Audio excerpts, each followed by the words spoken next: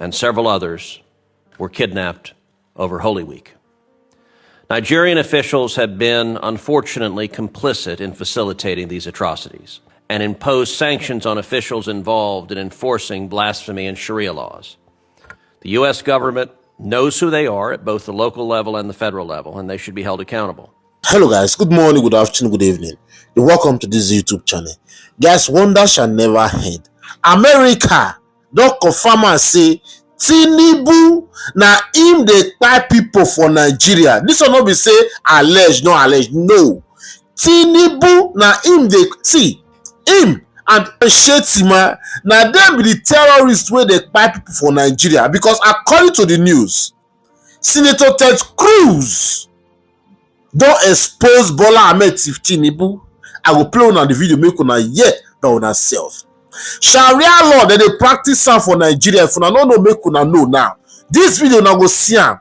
That they practice in short, not be saying that they practice Sharia law is existing in Nigeria. That's why you are seeing all these Fulani terrorists, Boko Haram. They can buy people and go away with it. Bola Ahmed Tinubu will not do anything about it. Not just that alone. Amnesty International came out to tell us that since Bola Ahmed Tinubu resumed office, 10,000 people now don't buy for under Bola Ahmed Tinubu neck. I hear the news, I shake my head. I say, seriously? 10,000 people die under Tinubu neck?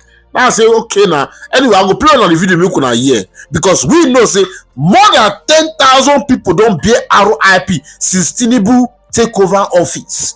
But the real news here is Senator Tëřröřïst. They tell us say we need to hold Tinubu and Kashim Shettima responsible for the RIP of Christians in Nigeria. Say wetin dey happen for Nigeria be say na Sharia law they think they do wetin they do for Nigeria. Say Tinubu they know wetin dey happen, they no wan talk, they no wan take action. They let all these jihadist terrorists for Nigeria, they kpai Christians and then they go away with them. Make una hear wetin this Senator Tëřröřïst make una hear wetin him talk. Now they call Nigeria country of particular concern, him and Donald Trump. Make una hear this video. They don't expose Tinubu. Tinubu does the run enter scatter. Watch, they will come back. More Christians are killed for their faith in Nigeria than anywhere else in the world. Since 2009, Islamic jihadists have murdered more than 50,000 Christians in Nigeria, and more than 20,000 churches, schools, and religious institutions have been destroyed, most burned to the ground. Scores of Christians and several others were kidnapped over Holy Week. Nigerian officials have been, unfortunately, complicit in facilitating these atrocities.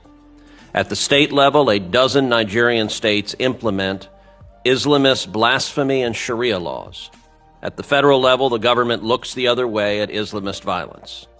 The result is, unsurprisingly, yet more jihadist violence. Last year, I introduced the Nigeria Religious Freedom Accountability Act, which would require placing Nigeria back on the country of particular concern list and impose sanctions on officials involved in enforcing blasphemy and Sharia laws. The U.S. government knows who they are at both the local level and the federal level, and they should be held accountable. I'm sorry to say that Nigerian officials are, at a minimum, in denial of the government's role. In October, several officials, including the Deputy Speaker of the Nigerian House and the Chairman of the House Committee on Foreign Affairs, and a range of anonymous officials linked to the President, directly attacked me for saying that, quote, officials in Nigeria are ignoring or even facilitating the mass murder of Christians by Islamic jihadists. Last year, I met with a delegation of top Nigerian defense and security officials. They said they were committed to ending the violence. I told them I would judge their commitment by the results. Those results have yet to materialize. President Trump has established that the United States will use all tools of statecraft to counter the violence. He ordered that Nigeria be added to the CPC list, and in December he ordered the Department of War to target ISIS terrorists in response to their massacre of Christians. I'll note that the Nigerian government said at the time that it welcomed and indeed requested the actions. I find their statements to be somewhere between hypocritical and infuriating. In December, the president said that jihadists had been targeting Christians in Nigeria, quote, at levels not seen for many years and even centuries. What does the situation look like now, several months later, and what can and should the United States do to stop the mass murder of Christians? Amnesty International just released an evaluation and assessment that since the inception of President Bola Ahmed Tinubu as President of the Federal Republic of Nigeria, over 10,000 Nigerians have lost their lives. Over 10,000 Nigerians. That is what Amnesty International gave. But we know that it's more than double that amount. Because in Benue alone, over 6,000 people have died within the time that President Bola Ahmed took over. That's the statistics by Amnesty International. In Plateau, over 2,000 people have lost their lives according to Amnesty International. It's so sad that in the last 3 years, we've lost 2 brigadier generals to Boko Haram. This is embarrassing. This is embarrassing. And I begin to ask myself, they are not just brigadier generals, they are commanding officers of their garrisons. And I ask myself, if this happened in America, will Trump be comfortable in the White House that an American general was murdered, killed like a chicken, and nothing happened? By terrorists. Nobody arrested, nobody interrogated, and we continued as a nation as business as usual. Only one pilot was missing in Iran. America mobilized everything possible to rescue that pilot. But we have a president who doesn't care. Judiciary is on test. We want to see what they will do.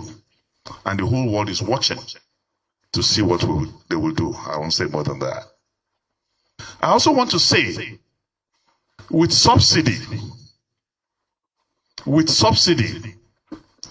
Buhari borrowed 87 trillion naira in 8 years. Please take notes. With subsidy, Muhammadu Buhari borrowed 87 trillion in 8 years. Without subsidy, Tinubu, so far, in 3 years, borrowed 157 trillion. 157 trillion in 3 years. I want anybody to show me what we have done with that money. This is the first time in the history of the world where a $13 billion infrastructure project, which is the highest in the history of Africa, was awarded without bidding. Awarded to a Lebanese friend. The same Lebanese friend that Tinubu carried our second highest national honors, exclusively reserved for the Vice President of the Federal Republic of Nigeria, GCON, put it in a briefcase and exported it to Paris to decorate a business partner, a Lebanese man. This is not the Nigeria that Awolowo dreamed of. This is not the Nigeria that Azikiwe spoke of. This is not the Nigeria that Sardauna Amadu Bello labored for. Really, may the labor of our heroes past never goes in vain. As I wrap up, you will see from his speech when he was addressing his coordinators a few days ago, Mr. President prompted judiciary because he called our convention illegal. So he has constituted himself to now be in a court. He has the power to declare what is legal and what is illegal for a matter that is pending in court. And as at today, No court in Nigeria have pronounced our convention illegal. But addressing his coordinators, he was giving a body language and signal to the judiciary by addressing our convention illegal when no court said so. That is prompting the judiciary. That is very unprecedented. Very, very unprecedented. Only someone with arthritis of the brain will react in such manner. And he went further in that interview to even say that to show desperation, to show that he's confused. He even told us that we want to scare him. For saying we want to scare him shows that he's already scared. And really, we are going to scare him. We will continue to scare him. Out of that desperation, he said, him and Buhari now, that they are the same. That he is the reincarnation of Buhari. And this is Tinubu from Irakpiji in Osun State. Buhari from Daura in Katsina State. Where they jam. Meanwhile, every loyalist of Buhari is either in jail or being harassed. And yet you say you and Buhari, you are the same. It shows that he is a man that is holding on to the straw. He's appealing to the sentiments of the North because his days are numbered. And finally, I want to call on all members of ADC across the country that in an unjust society, silence is a crime. All tyrants in the world, when confronted, are cowards. We must put on our seatbelts. The battle to rescue this country must be a battle of no retreat, no surrender. Every one of us must speak, not minding whose else is God. Where we need to protest, we will protest because Nigeria belongs to all of us. Government is not owned by those in government. Government is owned by the people. Democracy will continue to be government of the people, by the people, and for the people.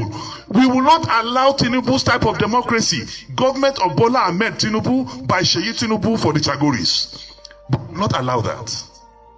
So please, arise, O compatriots. ADC call, obey. Tinubu is the most intolerant president in the world.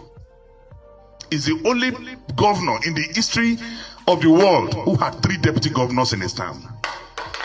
3 deputy governors in his term. And as president, already he has 3 national chairmen. The man who midwife his election to success, Abla Adamu, few weeks after he became president, he removed him. Ganduje heard the announcement of his removal on TV. This is the 3rd national chairman of APC in less than 3 years. Shows that he's the most intolerant person. My final word to Tinubu is this. I quote Chairman Maho. Those who make peaceful change impossible, make violent change inevitable. Thank you.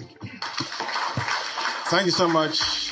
All right, Honorable Senator. Okay, guys. When I watch these 2 videos, when I hear from Dino Melaye, when I hear from Senator Ted Cruz, see, me I not get much to say. But one thing I want to let you know be say, Tinubu, they don't expose him. Tinubu thinks say Donald Trump don't know the trick where they play for Nigeria. Tinubu and Kashim Shettima, which is the vice president, they know what they are doing. They don't want to interfere in the killing taking place in Nigeria because it is Sharia law. Sharia law. So Donald Trump, I told you guys before, I said Donald Trump said he's coming very soon to come and bombard these people.